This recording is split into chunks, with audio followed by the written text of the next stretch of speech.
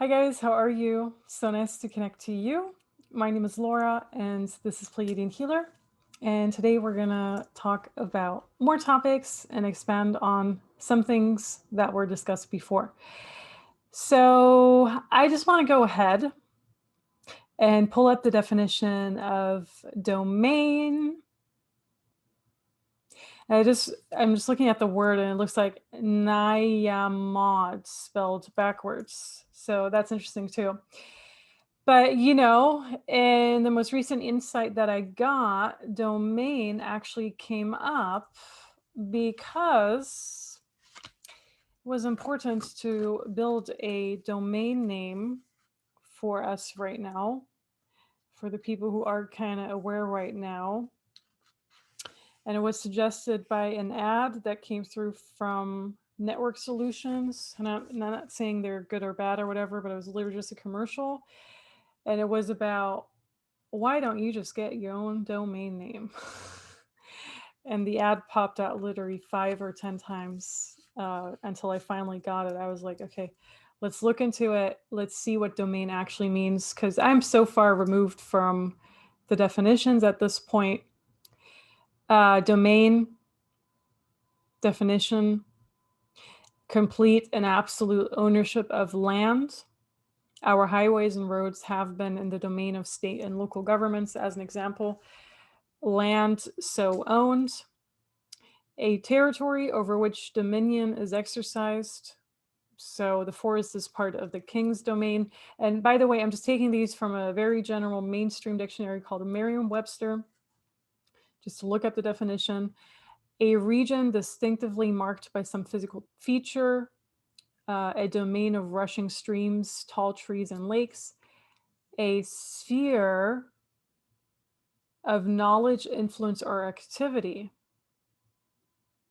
Now, they're putting the domain of biblical scholarship as an example, but sphere can literally mean an actual sphere, right? And in mathematics, the set of elements to which a mathematical or logical variable is limited. Don't really care much about mathematics. In physics, any of the small randomly oriented regions of uniform magnetization in a ferromagnetic substance. Biology, the highest taxonomic category in biological classification, ranking above the kingdom. So what I also actually got, and I know I looked it up in a different dictionary, but I got it could actually be a virus, I think, or some sort of disease. Like domain can actually mean disease, if I'm not mistaken. So I had it somewhere in my notes. So domain means kingdom, but it can also mean bacteria, not disease, but bacteria. And there are a bunch of definitions like biochemistry, computers, a subdivision of the internet consisting of computers or sites, usually with a common purpose, such as providing commercial information and denoted in internet addresses by a unique abbreviation such as COM for commercial sites or gov for government sites. So that's kind of the domain Network Solutions was suggesting. But domain in and of itself, the main definition is actually ownership of a land, meaning also a land owned or a kingdom owned. So what I got on that is, I talk a lot about, let's go back to it. I know a lot of people don't think it's very significant, but I actually do think it's significant.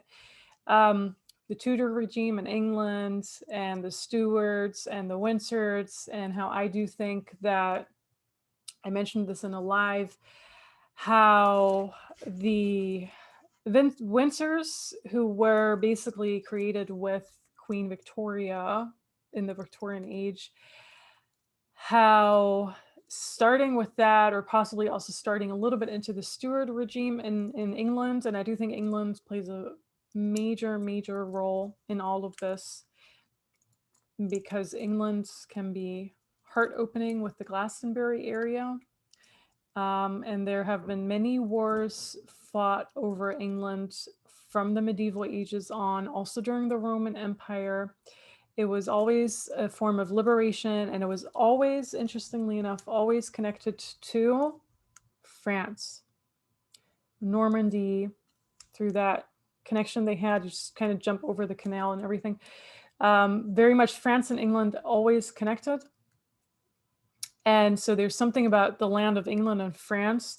And if you look at it now, the two countries that were really, really suppressed and almost like in a tyrannical lockdown, in addition to Germany, obviously, which I think Germany has a huge energetic component to that lockdown too, where actually England was in a tyrannical lockdown, France was in a tyrannical lockdown, and I'm sticking to it. I think since the Jesus times, or since the year 2000 and on, England and France are very connected somehow, possibly also before that, obviously. It just wasn't called that way. So I don't even know when England started getting its name, but so with Queen Victoria, and possibly before already, the alien visitors, which I talk about in a different video, she is an alien. For me, when I tap into her energy, she's a very strong alien visitor. She would be very strong into the prick agenda too, you know, into the programming, into all of that. I'm not saying she's not a lovely being and she didn't do absolutely nothing for England. I'm just saying she's an alien visitor. So she's definitely a newer soul and everything. Same with her children. Same with, was it Albert, her husband? I don't know. It doesn't matter. So with Queen Victoria, things kind of just shifted where the English royal bloodline or whatever just kind of turned into what it was now. And, you know, it was a shift throughout the entire European royal bloodline. I do think it can be led back a little bit to the change of the calendar. So when it was changed from one calendar system to another, which I discuss in a different video too, and I'm getting confirmation from other people in regards to that as well, that things actually get really, really confusing the moment they started shifting that calendar.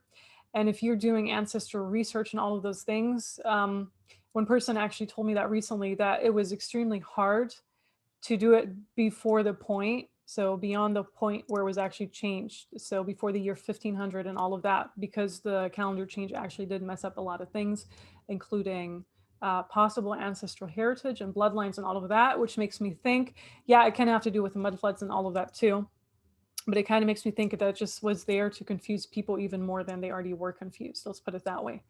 And I do think them changing our time energetically really did a number on us too. You know, I always talk about throwing distractions at us. All of this is just there to create distractions for us.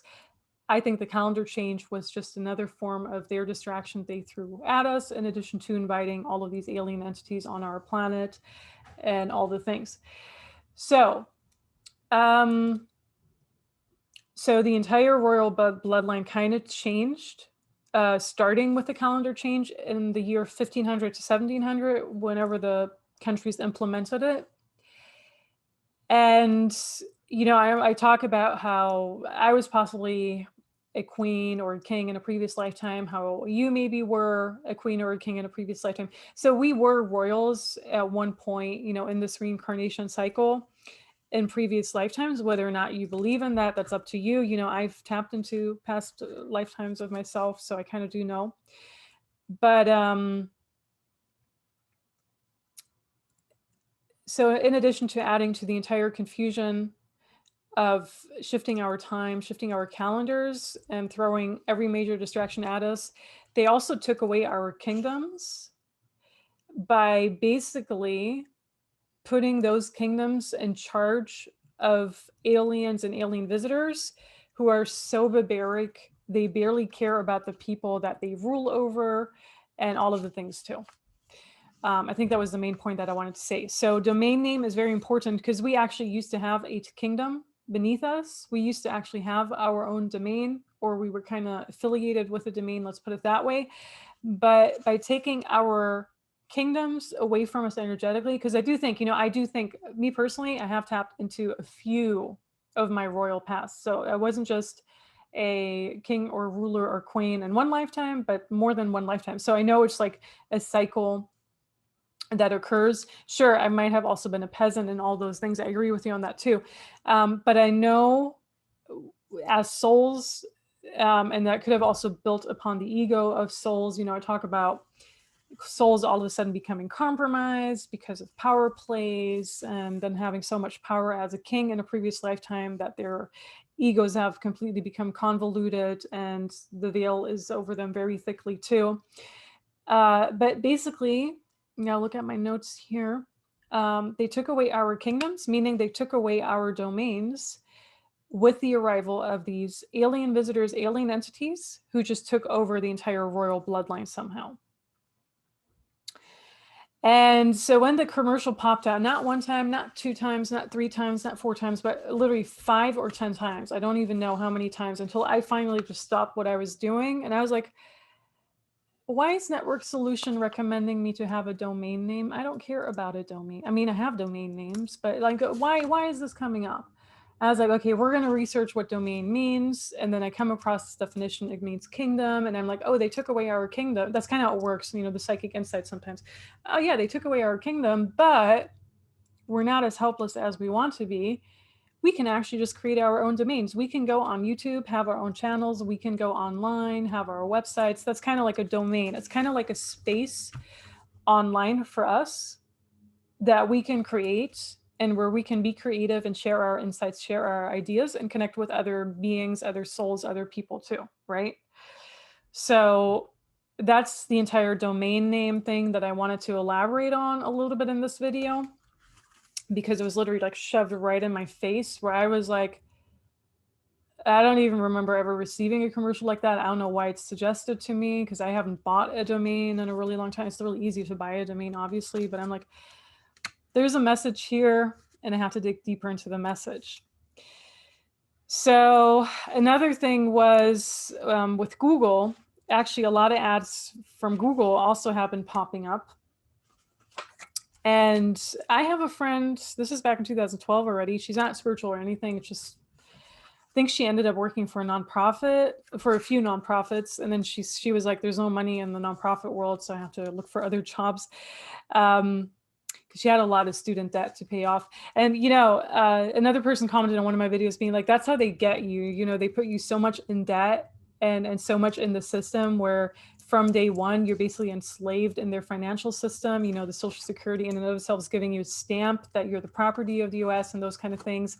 And from the moment you start working, you have to pay taxes and, all of that stuff. So they basically put you, and especially with the school system here in the US, but it's also starting to roll out a little bit in Amsterdam, not Amsterdam, in the Netherlands, in England, not so much in Germany yet, unless we're talking about private universities, where you're going to pay almost an arm and a leg here for an education. I know people, if you look at medical students, they're in debt like 250,000, 500,000. I think 500,000 is the largest I've ever heard about, when they go to these elite universities and their education costs them $500,000. And I'm like, how are you ever getting out of that? But because their salaries supposedly pay so much, it's not going to take that long. Now, other people who just have like an MBA at Columbia or NYU or whatever, they're in debt for like 250,000, which is kind of like peanuts compared to the 500,000, but it's still a horrendous situation to be in the US. And then other people are in debt like 10,000, 40,000, 50,000, 100,000. For Europeans, it seems like a large amount. In Germany, I think universities are still mostly free. In England, a master's degree can be, I think, like 40,000 or 10,000. I don't really know anymore, honestly. It depends on the university. But, they're putting you in so much debt so that you're going to have a hard time breathing and catching a breath and exiting this matrix where you're just taking this job in order to pay off your student debt. And you took upon the student debt so that you could have this job. But when you have the job, you notice you're very much in the matrix. You're basically the property of the company and all of those things. So it's just another distraction they throw at us, at the souls and the alien visitors alike, for us to just stay unconscious, to stay asleep, and to not question our reality. Because how can we question a reality that gives us this high-paying job, but also puts us in such a precarious position where we have to accept the high paying? It's just a vicious cycle, obviously. But my one friend, so she didn't have a lot of debt.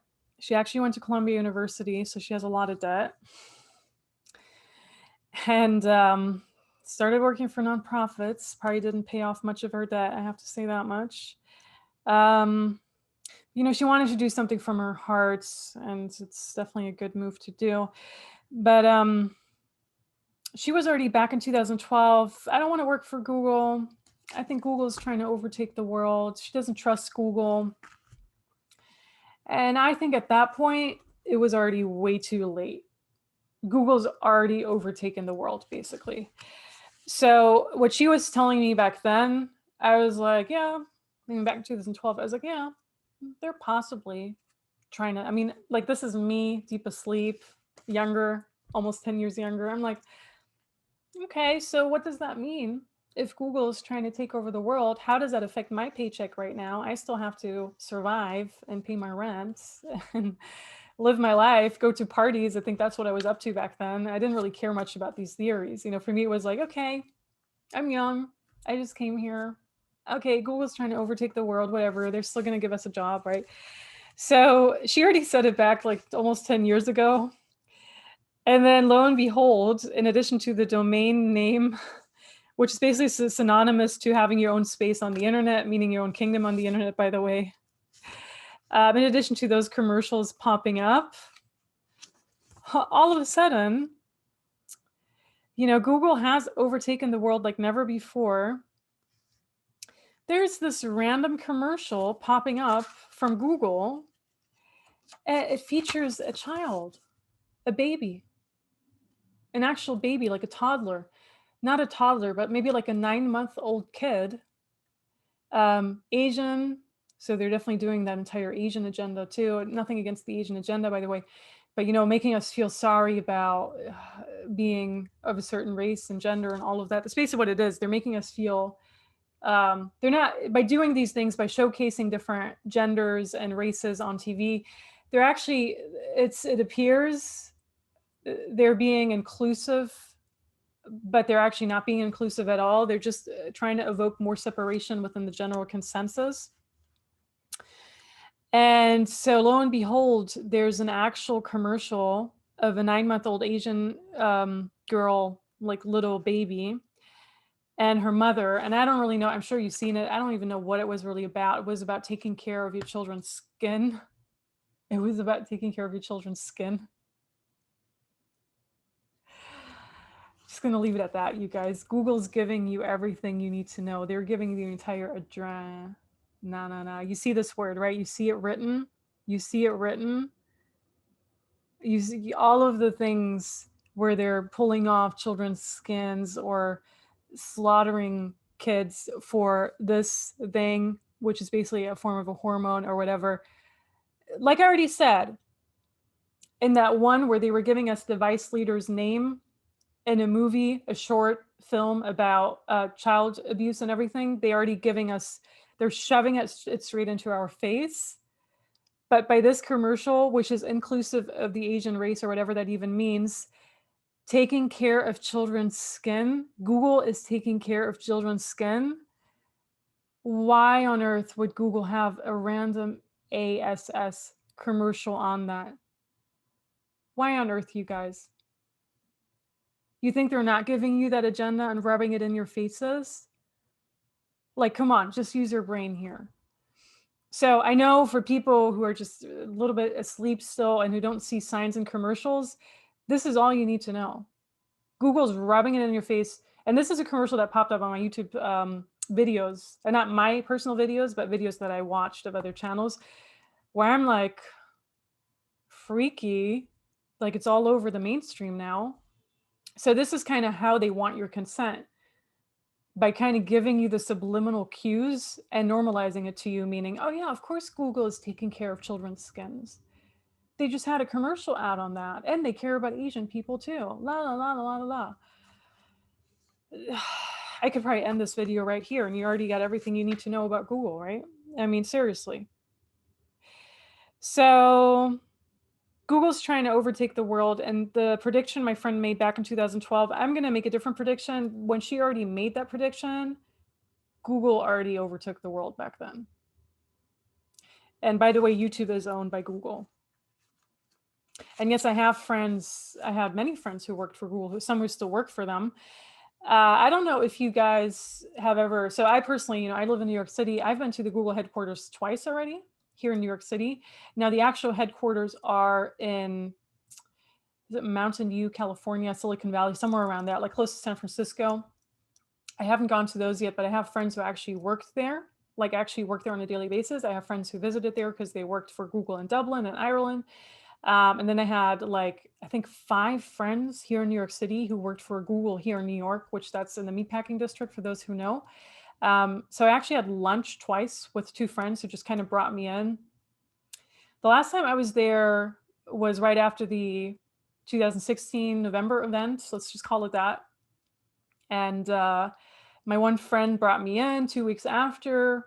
We were talking a little bit about politics, and what kind of shocked me back then already, and it really rubbed me the wrong way already, was that Google was really reinforcing the H candidate over the T candidate.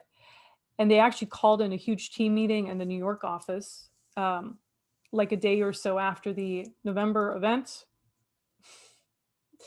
beginning of November event, what people did back then. And they were basically saying, no worries, our company's still going to go on and exist and blah, blah, blah. So they were kind of playing a little bit of a victim mentality, but they were inclusive of the blue minority or the blue people who voted for blue, but they were completely being exclusive of the people who could have potentially voted for red in that company. Now, Google as a company is very brainwashed. The people that work there are extremely brainwashed.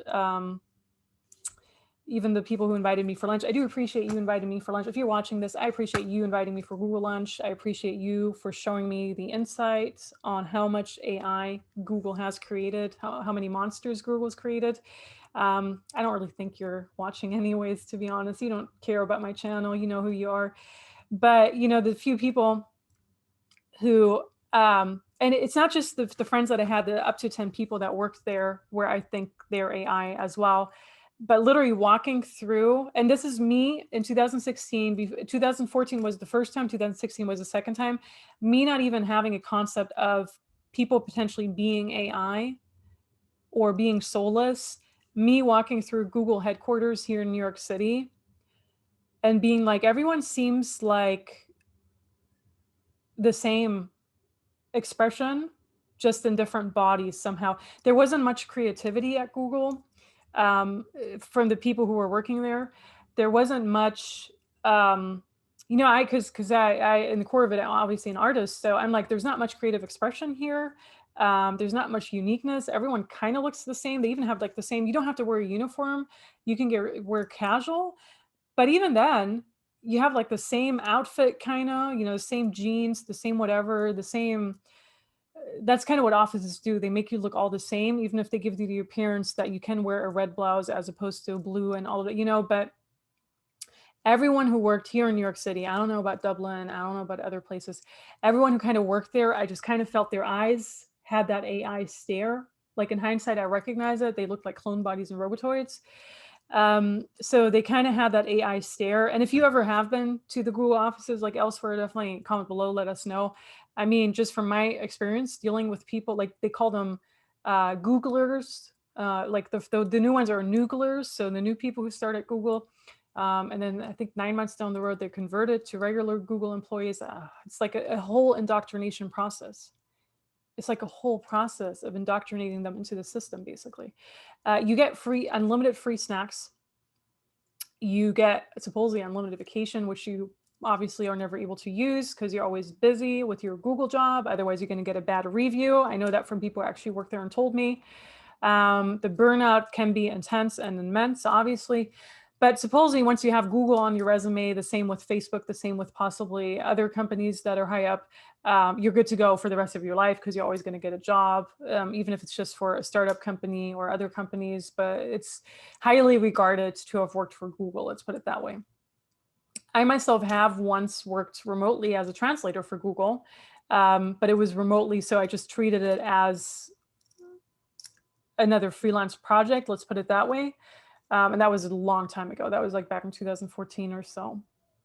So technically, I guess I've worked for Google, but not really because I never got the perks of the office and it was a very short project. So let's put it that way. So The Google office looks eerily soul dead and empty here in New York, and I'm sure it's the same in Dublin. I'm sure it's the same in San Francisco. They have their own chefs and cooks who cook you your own lunches. You can actually take a break from work and take a cooking class for like an hour every other day, or so you can take all of these activities as long as you stay in at Google and put in your full work day, meaning like 12 hours, 14 hours, whatever. Like you really get out in the 8 hours. Maybe some people do. But I know of a lot of people who told me they don't. Some people take a day off on Friday, so they have to work extra hard during the week. And some people work on the weekend. You know, it's basically like a very strange, I mean, it's basically like the corporate cringe that Joshua Fluke talks about regularly, except for with Google, you really do get the perks of free lunches, like real professional chefs cooking your lunch. And it's like kind of like an open kitchen area where you can just go from one station to another, kind of like a little mall setting almost.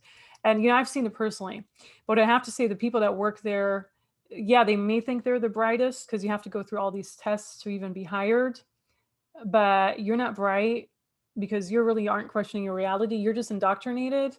And you might know how to write code. You might know how to come up with all these programs, and you might know how to do marketing. But at the end of the day, you're not questioning your reality. So for me, you're not bright. For me, you're just stupid and dumb because you're in the system. Um, with all due respect, you know, I don't want to go like that, like hit my friends against the head who still work there, but it's ridiculous. It's never appealed to me. Like that type of work environment for me just kind of always seemed like a golden cage. And so that's what people do who actually work there. I know some people who've worked for them for like almost 10 years.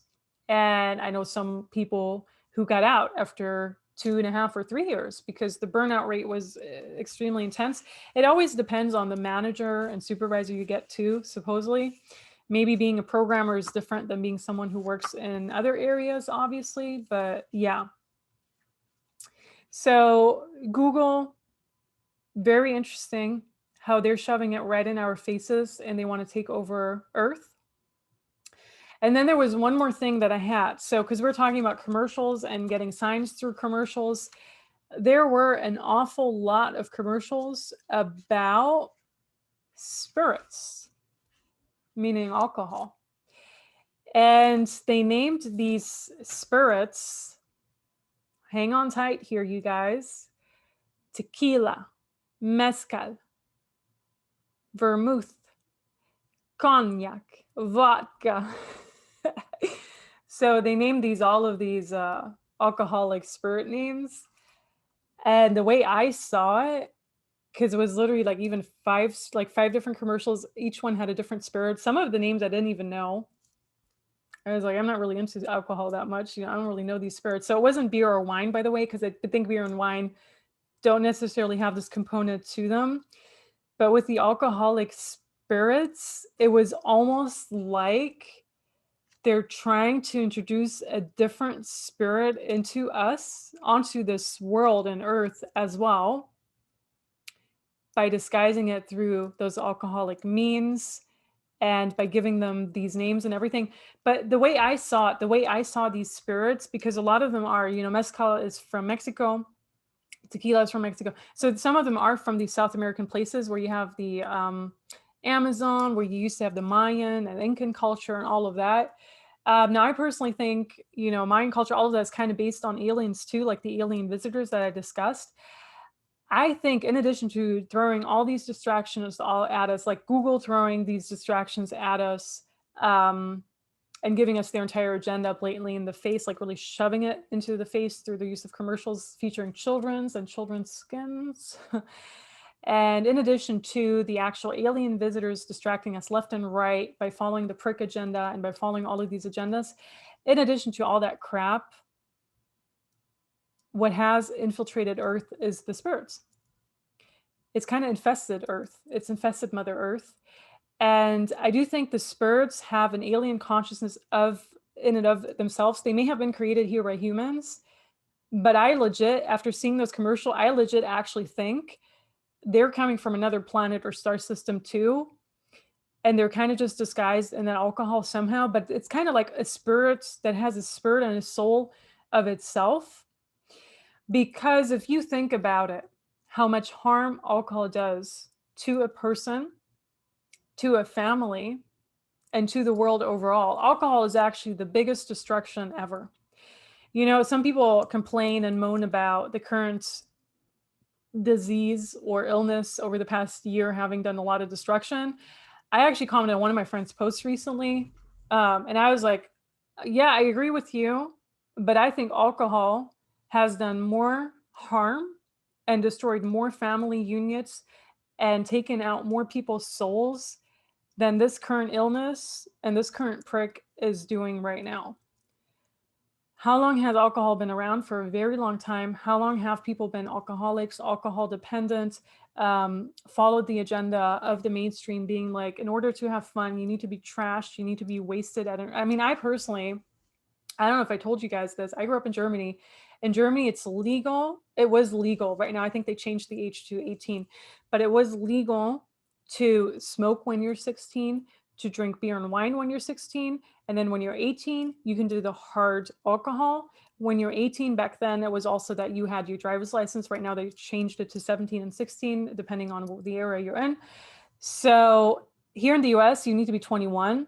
In Canada, you can be 18. In Germany, you can be 16 and above. I actually went out like 2 parties and with my parents' consent, because they actually drove me and my siblings to those parties. Okay. I remember the first official party that wasn't like having a sleepover with other girlfriends and already getting wasted during that one, which that was a little bit earlier. But the first official party where my parents even dropped us off was when I was 14. Crazy, right? 14, and I drank my first shot of alcohol when vodka when I was 14. Back then, the hype was vodka Red Bull in Germany, which can be a very deadly combination almost, because the vodka can kind of put your nervous system to sleep, kind of repress it, and the Red Bull can bring it all the way up. So it can actually really mess with your heart. How I found out way later, obviously. But because the Red Bull tastes really good with the vodka, for teenagers, for my group of teenagers that I hang out with, it was like amazing, the best experience ever. Sometimes you did like vodka orange, which here they consider vodka, screwdrivers or whatever. For me, it was always vodka for whatever reason. Must be like a Russian past life coming through. But I started with 14, and in hindsight, you know, if I ever have children and if I see them drinking when they're 14, I don't know what I would do. I would be like, no, you're going to wait until you're 16 or 18. Like, I would not let them drink with 14 at all. So, but back then, you know, things were a little bit different. And I do think people were a little bit more mature maybe than children are these days, because we were also not as much under the mind programming of video game. Well, I wasn't really. I know some people were already. So, you know, I drank from a really early age on already. And I can tell you, I've seen a lot of damage in the group that I hung out with.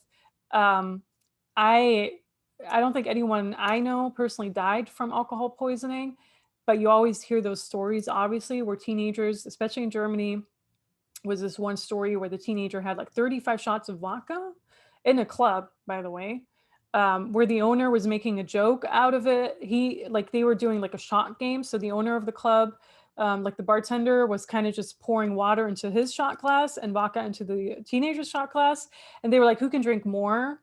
And then the teenager actually drank 35 shots, and the bartender drank 35 shots of water.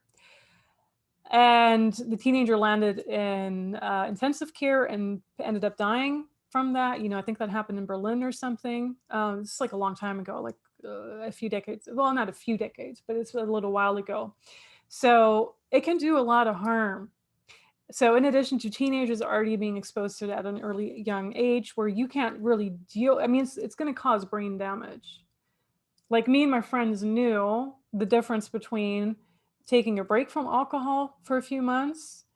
I know this sounds really bad. It makes us seem like alcoholics somehow, but you know, we knew like we were in high school at that point. We're like, oh yeah, I can tell my brain's not working the same it did last week because I drank a lot this weekend. So we could already tell it's going to make a difference. Now, it doesn't mean your brain cells can't regenerate. I do think they can, but you know, alcohol can destroy a lot of family units with abuse that happens from the alcohol, like people being, you know, maybe beating up their wife or whatever because they're alcoholics and they're under the influence of that spirit that entered their body, and or just in general being addicted to alcohol. It's an addiction. So what I got literally was that these spirits have infiltrated us too, have infiltrated this planet.